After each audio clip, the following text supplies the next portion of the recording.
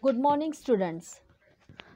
Up till now, you have learned about meaning, definition, nature, significance of principles of management in the first chapter. Management is a dynamic force which makes the business work smoothly and earn lot of profit for the business organization. The survival and success of an organization largely depends upon the quality of management. Management all require a good knowledge of the principles and practice of the management. These principles provide guidelines to the manager to take important decisions while dealing with number of business activities. As a commerce student, in future, some of you maybe wants to become manager. To become a excellent manager, it is very necessary to have knowledge of principles of management. Today, we are going to learn about Henry Fayol's administrative theory of management. Henry Fayol was a French mining engineer. Then he became a leading industrialist and a successful manager. He started his career as a mining engineer in a French mining company. Then he became the chief managing director. He has explained 14 principles of management in his famous book General and Industrial Administration. Considering his contribution in development of managerial thoughts, he is called as father of modern management. Look at the screen, students. It is very necessary to remember the name of Henry Fayol, and due to his contribution in the field of management, he is called as father of modern management. Remember this very well because in exam it may be asked for objective question in the fill in the blanks or in the one word or for the match the followings. So Henry Fayol is called as father of modern management. Remember this very well. Now we are going ahead. Which principles he has explained? Look at the screen. The first is principle of division of work. Second, principle of authority and responsibility. Third, principle of discipline. Fourth, principle of unity of command. Fifth, principle of unity of direction. Sixth, principle of subordination of individual interest to organization interest. Seventh, principle of centralization. 8. Principle of remuneration. 9. Principle of scalar chain. 10. Principle of order. 11. Principle of equity. 12. Principle of stability of tenure. 13. Principle of initiative. And 14. Principle of esprit de corps means teamwork. All these are the 14 principles explained by Henry Fayol. Now we are going to discuss these principles one by one. The first principle is principle of division of work. According to this principle, total work should be divided into small parts or section. Whole work should not be assigned to a single person. Work should be divided among many people according to their ability and quality. It helps in improving efficiency and expertise of employees. See, this principle of division of work leads to specialization, and when the same work is done by workers again and again, then there will be no chance of mistakes while he is performing the work. So, the workers or the subordinate staff can complete the work within a shorter period of time without doing any mistake. So, this division of work leads to improvement of completing the work within given period of time. Now, what this principle tells? विद्यार्थी मित्रांनो, Henry fuel यांनी जी 14 व्यवस्थापनाची तत्वे सांगितलेली आहेत त्यामधलंच हे पहिलं तत्व आहे की division of work. Division of work म्हणजे काय, तर कामाची विभागणी. तुम्हाला माहिती, गेल्या वर्षी आपण व्यवस्थापन मॅनेजमेंट या धड्यामध्ये शिकलो आहोत की कुठल्याही संस्थेमध्ये 3 स्तर असतात, की उच्च स्तर, मध्यम स्तर आणि कनिष्ठ स्तर. यालाच आपण इंग्लिशमध्ये म्हणतो की top level, middle level and lower level. आणि या स्तरावरती संघटनेमधील सर्व कर्मचारी, सर्व जे वर्कर्स असतात ते काम करत असतात.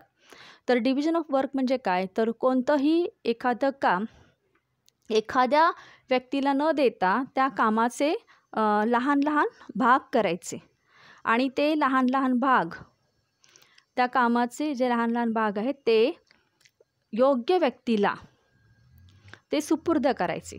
म्हणजे कुठल्याही एका व्यक्तीवरती कामाचा ताण हा येणार नाही आणि प्रत्येक व्यक्तीला त्याच्या आवडीप्रमाणे आणि त्याच्या इच्छेप्रमाणे जर त्याला काम मिळालं, त्याच्यामध्ये ज्या ॲबिलिटीज आहेत, त्याचे लाईक्स, डिसलाईक्स, त्याचे क्वालिफिकेशन, क्वालिटीज बघून मॅनेजर जेव्हा त्याला काम देतात तेव्हा ती व्यक्ती ते काम आनंदाने करते. जसं की तुम्हाला माहिती आहे की क्रिकेटची टीम असते, त्या क्रिकेट टीममध्ये जो कॅप्टन असतो तो प्रत्येक बॉलरमध्ये किंवा जे फिल्डर असतात किंवा त्याच्या टीममधले जे सगळे जे प्लेयर्स असतात त्याचे गुण काय आहेत, त्यांची बलस्थानं काय आहेत हे त्या कॅप्टनला चांगलं माहीत असतं आणि त्याप्रमाणे तो त्या प्लेयरला त्यांचं काम देत असतो. म्हणजे प्रत्येक प्लेयरला त्याचं आवडीचं काम जर मिळालं किंवा टार्गेट मिळालं तर ते प्लेयर्स काय करतात, झोकून देऊन तिथं ते खेळतात आणि आपल्या टीमला ते विजय प्राप्त करून देतात. याहीपेक्षा आणखीन एक आपल्या रोजच्या जीवनातलं एक छोटासा प्रसंग आपण उदाहरण म्हणून घेऊया. की समजा सकाळी सकाळी तुम्हाला घरी निरोप मिळाला की तुमच्या घरी एक 7-8 लोक पाहुणे येणार आहेत. अचानक निरोप मिळाल्यामुळे अर्थातच थोडीशी धांदल होते, पण इथे तुमची आई की जी घरातली, मी म्हणेन की जगातली सर्वात बेस्ट मॅनेजर आहे, ती काय करते, लगेच आपलं प्लॅनिंग सुरू करते आणि जी कामं ती सगळी रोज एकटी करत असते ती त्या कामाची लगेच विभागणी करते. जसं की वडिलांना सांगते की तुम्ही मार्केटमध्ये जाऊन भाज्या घेऊन या किंवा काही कडधान्य सामान वगैरे घरातलं साहित्य किराणा संपलं असेल तर त्यांना सांगते की तुम्ही हे घेऊन या. त्यानंतर तिला माहीत असेल की आपल्या मुलीला, छोट्या दीदीला डेकोरेशन चांगलं येत असेल तर ती लगेच सांगते की पूर्ण घर सजवायचं, आवरायचं काम तुझं आहे. त्यानंतर तुमच्या आजी असेल किंवा आजोबा असेल तर त्यांना सांगते की पाहुण्यांशी संवाद साधायचं, त्यांच्याशी गप्पा मारायचं काम हे तुझं आहे. भाऊ असेल तर त्याला सांगते की सर्विंग करायचं, पाणी, चहा हे सर्व करण्याचं काम तुझं आहे. म्हणजे बघा, इथे आईने तुमच्या सहजपणे या कामाची लगेच काय केली, विभागणी केली. ज्या व्यक्तीकडे, कुटुंबातील ज्या व्यक्तीकडे जे गुण आहेत हे तिला माहीत असतं की कोणतं काम चांगलं करू शकतं आणि त्याप्रमाणे ती काय करते, त्याला ती जबाबदारी सोपवते आणि मग तुम्ही पाहुण्यांचं स्वागत, त्यांचा पाहुणचार चांगल्या पद्धतीने करू शकता. प्रत्येकाला आपापलं काम माहीत असतं कोणी काय करायचं आहे, त्यामुळे कुठलाही तिथे गोंधळ होत नाही आणि मग तुम्ही तुमच्या इच्छेप्रमाणे पाहुण्यांचा पाहुणचार अगदी व्यवस्थित करू शकता. म्हणजे हे आपल्या घरातलं उदाहरण आहे. तसंच कुठल्याही बिझनेस ऑर्गनायझेशनमध्ये सुद्धा असंच होत असतं की मॅनेजर जो असतो तो काय करत असतो की आपल्या हाताखालचे जे कर्मचारी असतात ते एखाद्यालाच एखादं काम न देता आपल्या हाताखाली जो स्टाफ असतो त्यांच्यामध्ये कोणत्या ॲबिलिटीज आहेत, प्रत्येक व्यक्तीमध्ये काय काय चांगले गुण आहेत हे तो हेरून घेतो आणि त्याप्रमाणे त्या व्यक्तीला ते काम तो करायला सांगतो. यामुळे काय होतं की कोणत्याही एका व्यक्तीवर कामाचा ताण येत नाही आणि ते जे काम आहे ते वेळेच्या आत कोणत्याही चुका न होता पूर्ण होऊ शकतं. यालाच म्हटलेलं आहे principle of division of work, म्हणजे कामाच्या विभागणीचे तत्त्व. The principle of division of work leads to specialisation. Okay, so that's why this principle is very important, not only in our we can say at home, but also in the all institutions also. Now go for the next second one, principle of authority and responsibility. Authority is the right to take decision. It is very necessary to get the things done appropriately from subordinate staff. Authority always comes with the responsibility. If the manager is given the authority to complete a task within a given time, then he should be held responsible if does not complete the work within given time. Manager should have proper authorities to take managerial decision on his own in respect to the goal. See what this principle tells: authority and responsibility. If you are asking some person who is officer in your organization to complete one task within given period of time, then to achieve that goal, proper authority should be given to that officer. Then only it is possible for him to achieve that target within given time period. याचा अर्थ असा आहे की कोणत्याही business ऑर्गनायझेशनमध्ये जेव्हा तुम्ही एखाद्या ऑफिसरला किंवा एखाद्या कर्मचाऱ्याला जबाबदारी देता तेव्हा त्या जबाबदारीबरोबर त्याला काही अधिकारसुद्धा दिले पाहिजेत. प्रत्येक बिझनेस ऑर्गनायझेशनमध्ये जबाबदारी आणि अधिकार याच्यामध्ये बॅलन्स असायला पाहिजे. नुसतीच जबाबदारी देऊन उपयोगाची नसते, त्याबरोबर ती जबाबदारी पूर्ण करण्यासाठी त्या व्यक्तीला काही अधिकार देणंसुद्धा गरजेचं आहे. तरच ती व्यक्ती आपली जबाबदारी वेळेच्या आत पूर्ण करू शकते. एक उदाहरण म्हणून तुम्हाला देते. समजा एखादी फॅक्टरी असेल आणि तिथे सुपरवायझर आहेत. सुपरवायझरच्या हाताखाली वर्कर्स काम करत आहेत, बरोबर. ज्यावेळी मॅनेजर सुपरवायझरला रिस्पॉन्सिबिलिटी देतो, जबाबदारी देतो की आज पूर्ण दिवसामध्ये तुम्ही 1000 युनिट्स प्रोड्यूस केलेतच पाहिजे. ठीक आहे. आता ही रिस्पॉन्सिबिलिटी टाकलेली आहे सुपरवायझरवरती, बरोबर. आता या सुपरवायझरला जबाबदारी तर त्याच्या अंगावर टाकलेली आहे, पण त्याबरोबरच त्याला मॅनेजरने अथॉरिटी म्हणजेच काही अधिकार पण दिले पाहिजेत. तर कोणते अधिकार दिले पाहिजेत? आपण उदाहरण म्हणून घेतो आहे की समजा हा अधिकार त्याला मिळाला पाहिजे. कोणाला?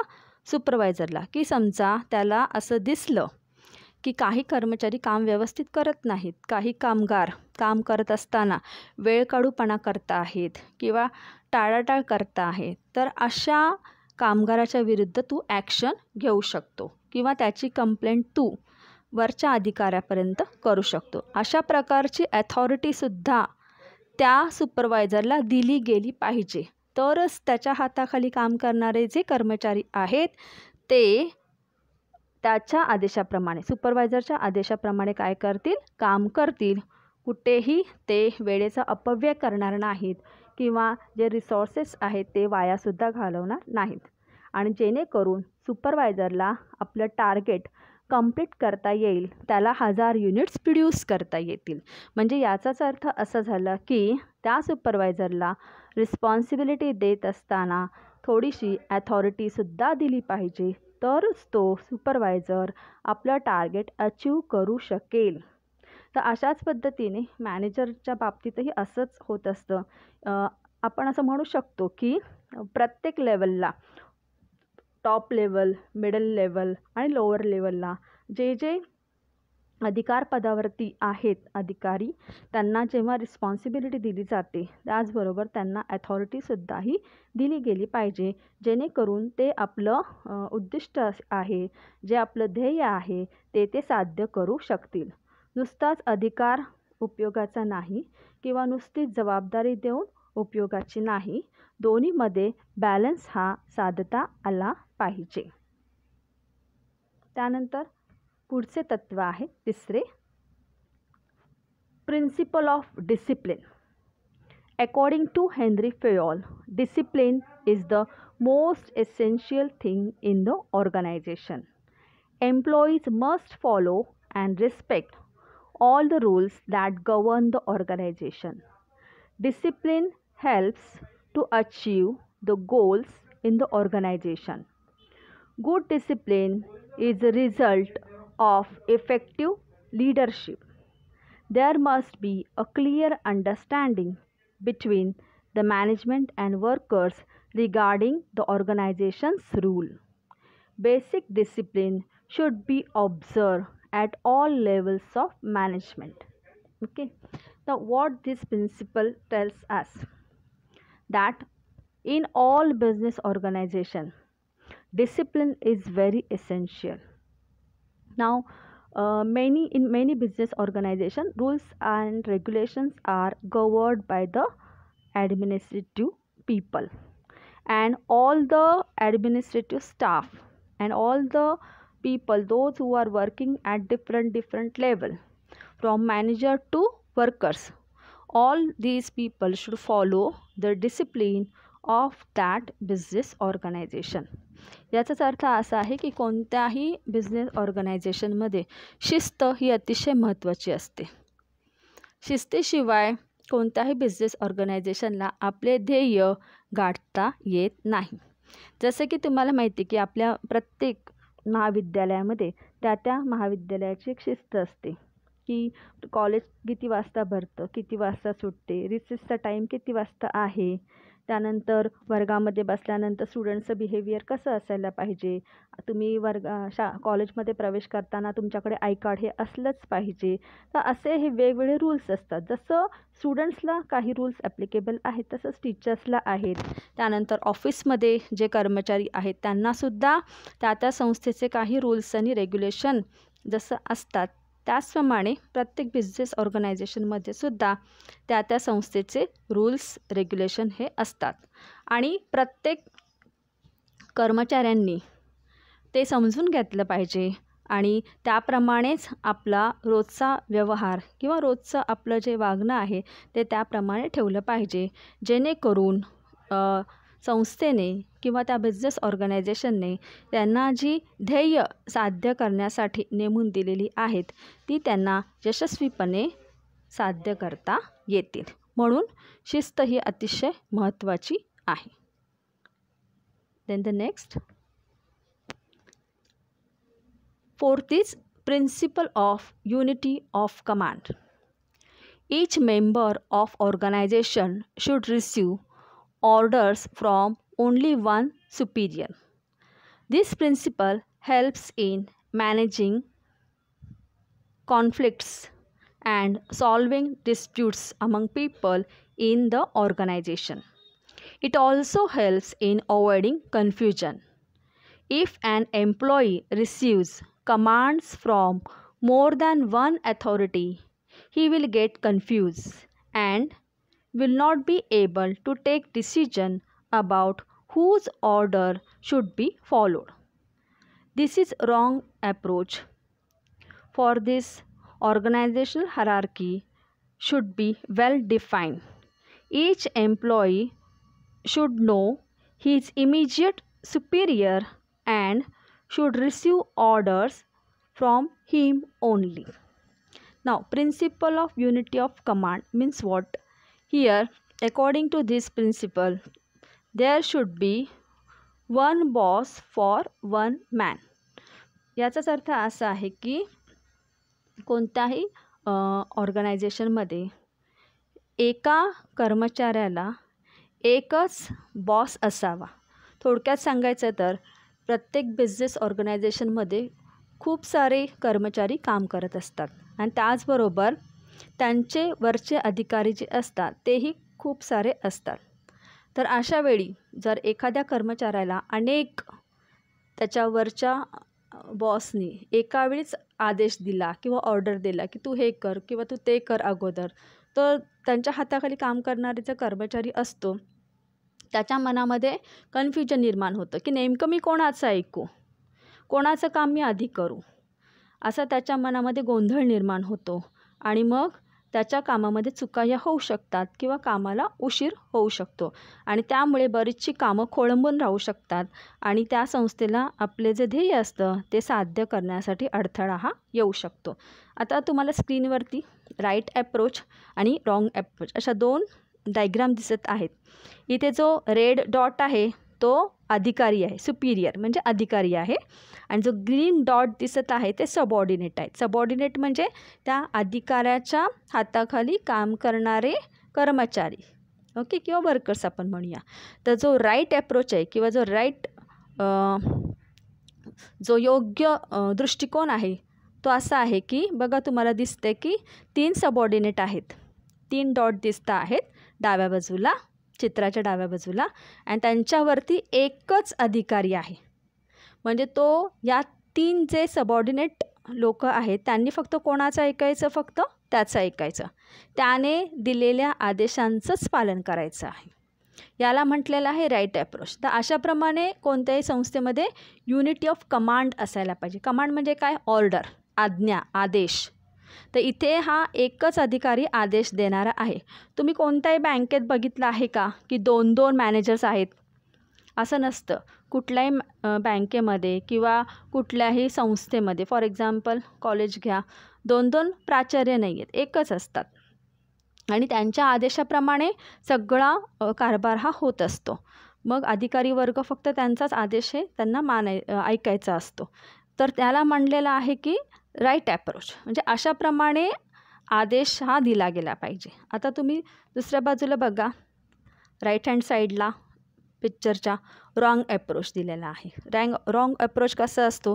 तर इथे तुम्हाला दिसतं की 2-2 अधिकारी आहेत, 2 सुपिरियर्स दिसत आहेत, 2 लाल डॉट दिसत आहेत आणि त्याच्या खाली 3 ग्रीनमध्ये सबऑर्डिनेट दिसत आहेत, म्हणजे कर्मचारी दिसत आहेत. तर इथे पहिला जो डॉट दिसते ग्रीन, त्यालासुद्धा बघा 2 सुपिरियरकडनं ऑर्डर्स मिळाले आहेत.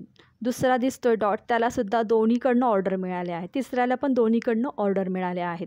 तर यामुळे काय होऊ शकतं की कर्मचाऱ्याला नेमकं कळत नाही की नेमकं मी कोणाचं ऐकू, कोणाच्या आदेशाला मी प्राधान्य देऊ, कोणाचं काम मी अगोदर करू, आणि अशामुळे त्याच्या मनामध्ये कन्फ्युजन निर्माण हे होऊ शकतं.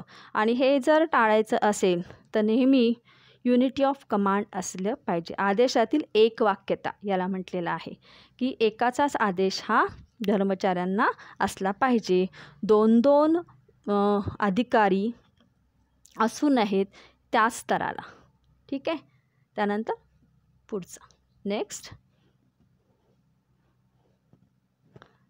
Principal of unity of direction.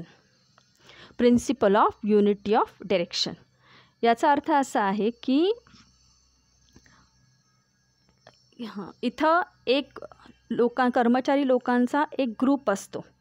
इथे एक समजा आपण असं म्हणूया, आधी एक एक्झाम्पल घेऊया आपण. इथे समजा परचेस डिपार्टमेंट आहे. तर परचेस डिपार्टमेंटमध्ये त्यांचा हेड ऑफ द डिपार्टमेंट हा त्या डिपार्टमेंटला लीड करत असतो. ओके, म्हणजे त्याचा जो आदेश आहे तो सगळ्यांनी तिथे काम करणाऱ्या सगळ्या कर्मचाऱ्यांनी काय करायचा असतो, पाळायचा असतो. तो जसं सांगेल तसं काम करायचं असतं. म्हणजे इथं काय असतं की तो जो परचेस डिपार्टमेंटचा मॅनेजर आहे त्याच्याकडे एक सिंगल प्लॅन असतो की आपण काय करायचं आहे, कसं करायचं आहे, आपल्याला कोणकोणती कामे करायची आहेत, असा प्लॅन त्याच्याकडे तयार असतो. आणि त्याच्या हाताखाली जे एक 50-60 लोक काम करत असतात त्यांना तो काय करतो, निर्देशन देतो, त्यांना तो डायरेक्शन देतं. बघूया हे प्रिन्सिपल काय सांगतो. This principle states that there should be one head and one plan. बघा काय सांगितलं आहे की there should be one head म्हणजे एक अधिकारी असावा, अँड वन प्लॅन आणि त्याच्याकडे एक योजना असायला पाहिजे in every organisation. Each group in the organization should have the same objective and the group should be directed by one manager using single plan.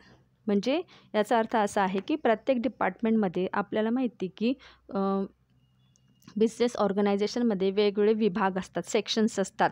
Finance department, sales department, purchase department, advertising department, like that. And in all these department heads are there and these heads are leading all the workers which are working in that department. Okay, and this head is having a proper plan about his own department, and according to plan head of the department are giving orders to subordinate staff, and all the subordinate staff are following his direction, and then only it is possible for that department to achieve the task of that department. If all departments are following the same thing, ultimately it is possible for the business organization to achieve their organization's task. Okay, so this is the result of principle of unity of direction. म्हणजे आणखीन एक छोटंसं उदाहरण तुम्हाला सांगेन की प्रत्येकाने स्कूलमध्ये किंवा कॉलेजमध्ये आपलं 15 ऑगस्ट किंवा 26 जानेवारीला पाहिलेलं असेल की एन सी सीचा ट्रूप मार्चिंग करत असतो.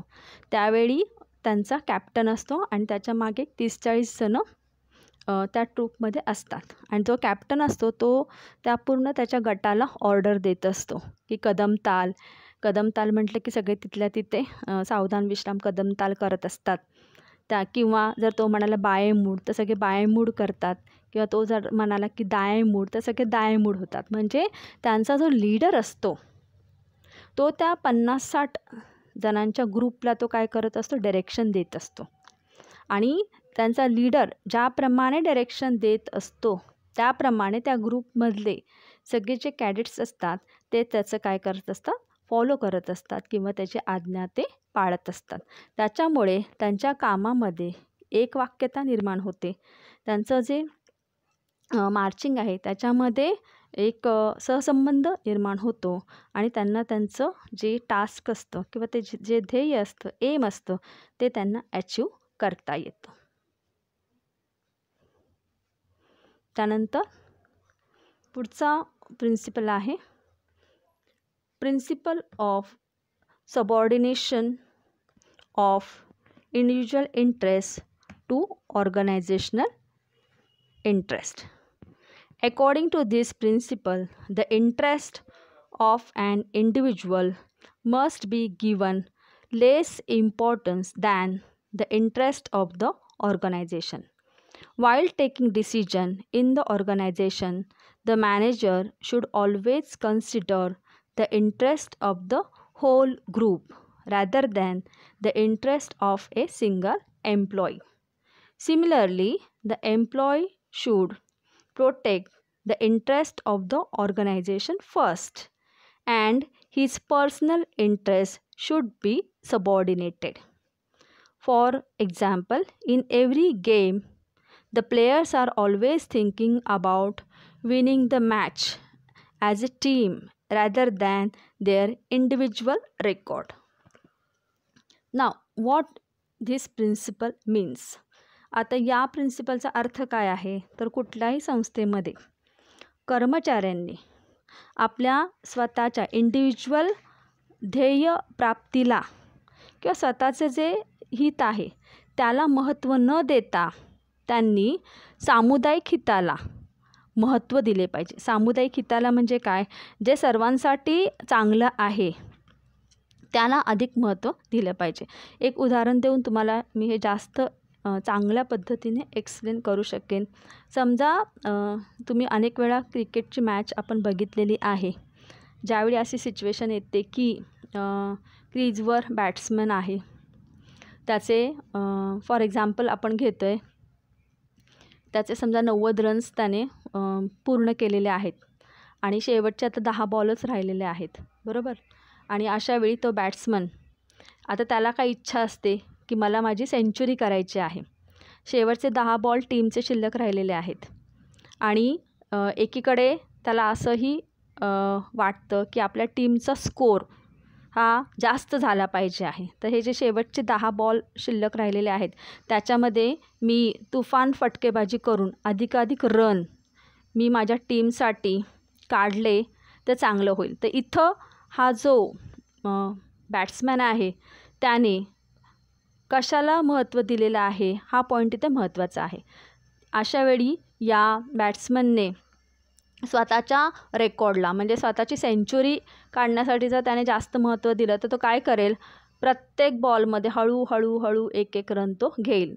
कारण त्याला स्वतःला आऊट व्हायचं नाही आहे, कारण तो शेवटचा बॅट्समॅन आहे, बरोबर. आणि इथं त्याला स्वतःचा रेकॉर्ड क्रिएट करायचा आहे. त्याला स्वतःची सेंचुरी झालेली हा रेकॉर्ड त्याला क्रिएट करायचा आहे. मग तो इथे काय करणार आहे, प्रत्येक बॉलला फक्त एकच रन काढून स्वतः सुरक्षित राहणार आहे. तर इथे त्याने काय केलं, वैयक्तिक हिताला स्वतःच्या रेकॉर्डला जास्त महत्त्व दिलं.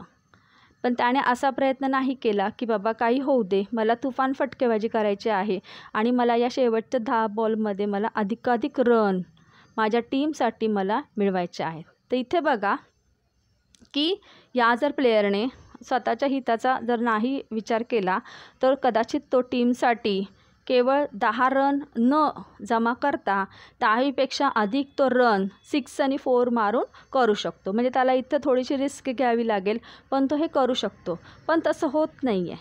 इथं त्याने काय केलं की स्वतःच्या हिताला, स्वतःच्या रेकॉर्डला अधिक महत्त्व दिलं. असं करणं हे ॲज अ टीमचा मेंबर म्हणून ते चुकीचं आहे. तर हेच प्रिन्सिपल आपल्याला बिझनेस ऑर्गनायझेशनमध्ये अप्लाय करता येतं की इथं प्रत्येक कर्मचाऱ्याने स्वतःच्या वैयक्तिक हिताला अधिक महत्त्व न देता जे सर्वांसाठी योग्य आहे त्या निर्णयाला सगळ्यांनी पाठिंबा हा दिला पाहिजे, जेणेकरून संस्थेचं हित त्याच्यामध्ये पाहिलं जाईल. आणि ज्यावेळी संस्थेचं हित होतं त्यावेळी आपोआपच त्याचा बेनिफिट कोणाला मिळतो, तर वर्कर्सला मिळतो, कर्मचाऱ्यांना हा मिळत असतो. त्यामुळे असं म्हटलेलं आहे की all the employees should give more importance to the gaining the objective of the business organization instead of giving importance to their own aim. Okay, then the next principle we will go ahead. Principle of centralization. Centralization refers to the centralization of powers and authorities. In some organization this power is in the hand of one person or few hands. Mostly we find this in small scale organization. According to this principle, there must be a proper balance between centralization and decentralization in the organization. Now, what does it mean? आता सेंट्रलायझेशन आणि decentralisation म्हणजे काय, तर centralisation म्हणजे काय, concentration of powers and authorities. See when there is a small business organisation, definitely it is run by few people or some people, or sometimes take the example of grocery shop, very easy. If in a grocery shop generally one owner is there and it is possible for him to deal with customers personally.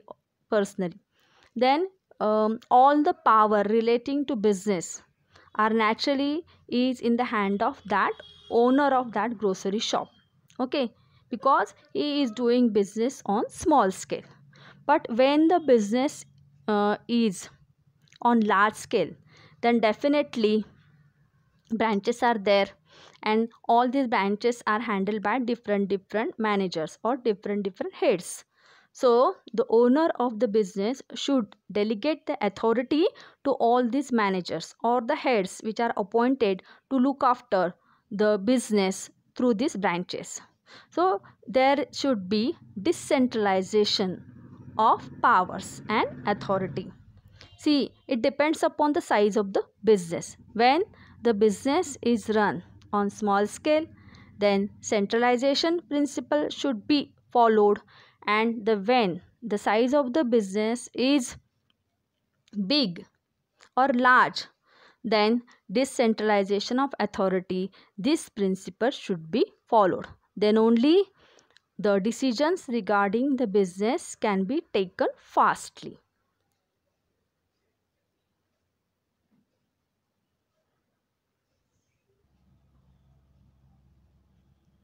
Students, up till now, we have discussed these 7 principles given by Henry Fayol.